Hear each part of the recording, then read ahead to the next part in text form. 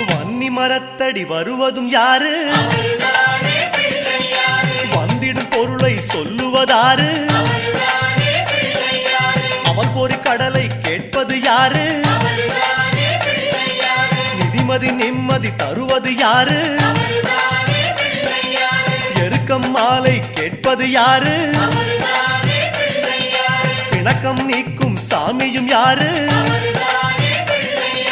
முன்வினை அறுக்கும் மூத்தவன் யாரு?